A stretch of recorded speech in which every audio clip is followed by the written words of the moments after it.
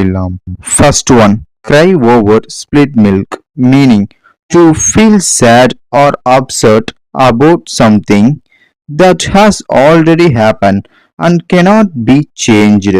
இது என்ன சொல்லுதுன்னா, ஒரு ஆல்ரெடி முடிஞ்சு போன விஷயத்தை பத்தி நம்ம வருத்தப்படுறது அது எப்பயுமே வருத்தப்பட்டாலும் அது மாற போறது இல்ல அப்படின்னு சொல்றதுதான் இந்த இடியம். இதோட எக்ஸாம்பிள் என்னன்னு பாத்தீங்கன்னா, there is no use crying over spilled milk, we should think about how to solve this problem.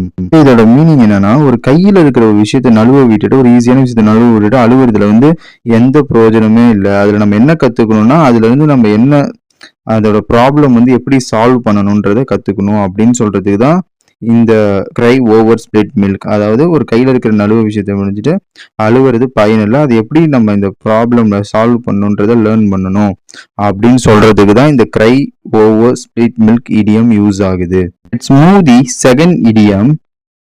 The ball is